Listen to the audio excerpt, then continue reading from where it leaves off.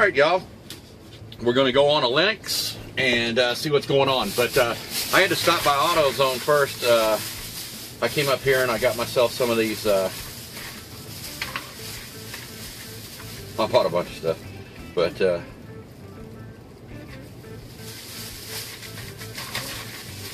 anyway, guys, I came up and I got me some 3-amp fuses and some 5-amp fuses, and I bought like several boxes of those, and I'll restock my electrical box, you know, just to have on stock.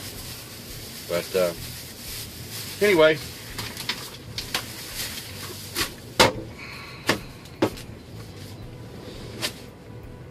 I guess we'll get going, guys. All right, hang on, we're off.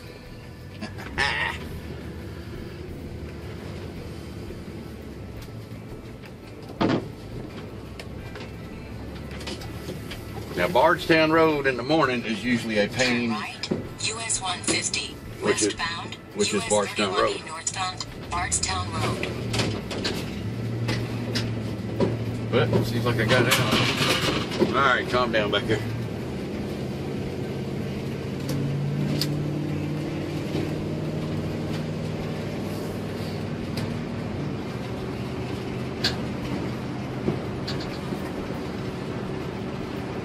After 1.2 miles, take the exit right, Interstate 265, westbound, Highway 841, westbound. Which is Gene Schneider. Now, this job is across town. It's out there by my brother's. So, I actually called him and asked him, you know, if he knew about where it was. He said, yes, sir. He's actually been to the job before. So, actually, I got this through my brother, really. So, which is pretty cool. And I try to get him work when I can as well. You know, he usually takes some of my cards with him and hands them out and everything. And I do the same for him.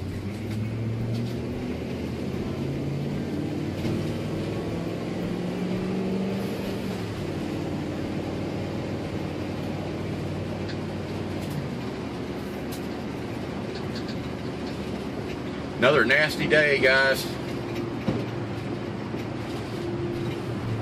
Heck, it's only supposed to get to 62 today.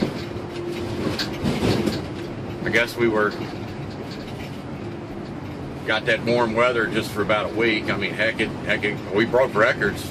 I think we hit like in the, you know, right there in the middle 90s. But now it's nasty, wet, dingy, cold.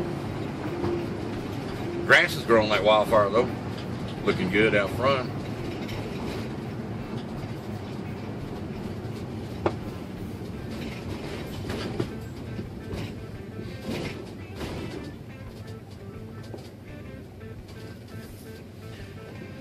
But anyway, okay, let's see. I wonder if we got time for a quick story here.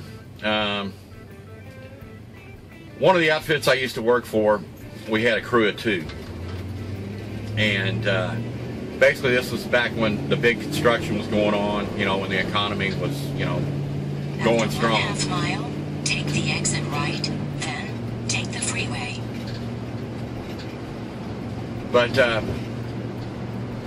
back then, you know, the boss would go out, he'd, you know, measure up the house and everything, and before we even went out there to do our rough-in work, which is like, you know, like I stated before, which is going out and cutting in the holes, you know, panning everything off, putting your FHA straps on, preparing your vent, you know, the whole 9 yards. And, but anyway, he would actually come out and hand us a sheet, and basically it was a duct sheet. And we would actually make everything in-house with the Pittsburgh machine, the lock formers, and all that good stuff. And basically that's what taught me how to actually do duct work and everything like that. We made all our own transitions, our plenums, our duct work, our After 1/4 mile, take the exit got a right, brain fart there. then Our take the freeway. reducers, our Broadway 90s, our shortway 90s, the whole 9 yards. And you know, we take it over to the brake it, get the cross brake on it, and you know, break it all up. And but what I'm saying is, we'd get everything. We'd spend one day, you know, preparing the job before we actually went out on the job. And basically what we did was we prepared all our duct, got everything ship shape and good to go, and then we'd actually take it out to the job site, deliver it, and you know, then the next day we actually got started on everything. But yeah, it's basically what taught me how to do all that. But yeah, I was going to maybe get your view on something here. You know, nothing against you know, trade schools. I think they're wonderful. I think there's some wonderful educational. I think there's some fantastic teachers out there, and you know, I didn't have the opportunity to go to trade school. I went to the School of Hard Knocks. Like I said, I started off as a helper, then apprentice, then journeyman, and then master. But like I said, I'm not knocking trade school whatsoever. I actually do think it's fantastic. And but the thing is, guys, to me, trade school is not the real world. You know, what you're doing in a self-contained classroom, guys, we run into all kinds of crazy stuff out here. And those of y'all that did go to trade school or are out in the field now know that. But like I said, it's a fantastic starting point. And they do teach you and they educate you. But my point is if I ever get large enough to hire anybody in, I'm not just going to hire a technician. I want my guy to be well-rounded. I want him to be the 360 degrees. I want him to be the full scope. To me, even if I was going to put him directly into servicing, and I think a lot of these major companies are doing this as well, they'll make the new service tech fresh out of school ride with an installation crew for about 6 months, maybe even a year. But I think without that background, you're not really, I mean, you could be super smart and everything, but you know, there's a lot of stuff to this stuff, and you need to learn the tricks of the trade, if you will. But I was just going to get your all's thoughts on that, guys. See what y'all thought about that. Like I said, I'm not knocking, you know, trade school whatsoever. I do think it is fantastic, and I wish I had the opportunity to go. But anyway, guys, let's hit on out here. The call we're going on is he called me last night, the fella did, and told me that his air wasn't working. I was like, oh, okay. And so I actually, you know, like I said, I try to help diagnose the problem over the phone. And, you know, if it's something simple like a breaker or, you know what I mean. And there's no point in me coming out. And like I said, stated before, I think the customer really appreciates that extra mile. You're trying to save them some money. You know, heck, it could be the door wasn't on the furnace right or something, you know. The door switch wasn't catching. But anyway, guys, this guy's a pretty smart fella, and I walked him through some stuff, and I said, well, why don't you run around back there and see if the unit is actually running? And he did. He walked around back, and he said, oh, Fritz, the thing's running. And I was like, oh, okay, so what you're telling me is you don't have any air coming out of your registers. And then he went back in, he felt the register. Yeah, that's what it is. And I said, oh, okay. And so we got up, sorry about that. I had him go up to his upstairs, the furnace upstairs. He's got 2 systems. And had him go up there. I said, can you hear the blower motor running? And that's right when he told me, he said that he smelled like burning electrical. We all know what that smells like.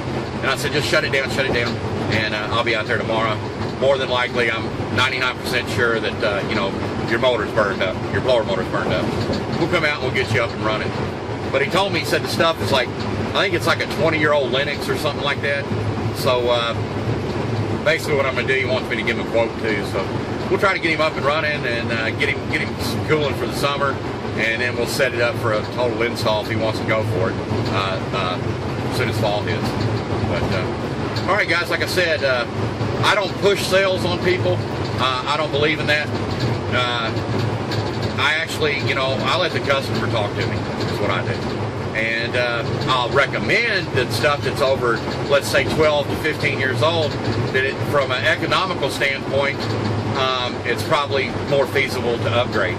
But I don't sit there, you know, there's a lot of companies out there, man, as soon as they get there, well, actually, this one company I know of, I'm not going to mention any names, they actually send out a salesman in disguise as a service tech.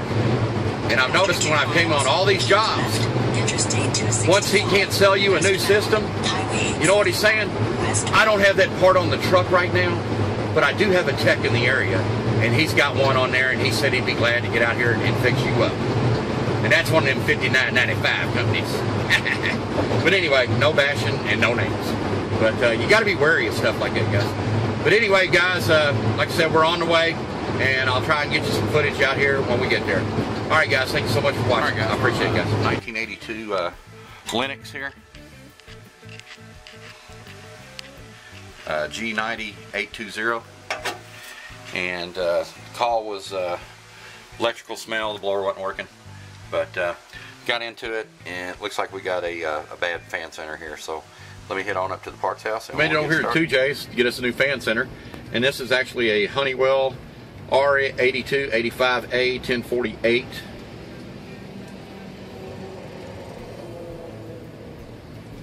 And what I went back with is an Emerson. And it's got the same back on it and everything.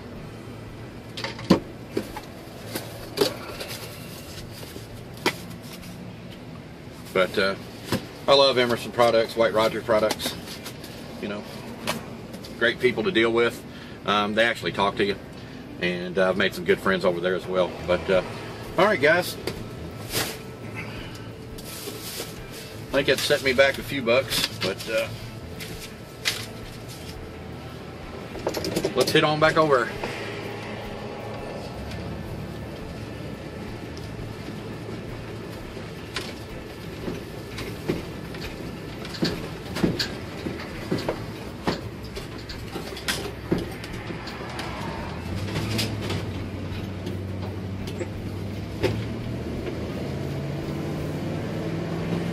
All right. Hopefully this will hook him up. You know, fan centers are like dinosaurs now. It's the first one I've ran on in quite some time. But basically all this guy's doing up here is he's actually utilizing the old furnace. You know, none of that's actually hooked up.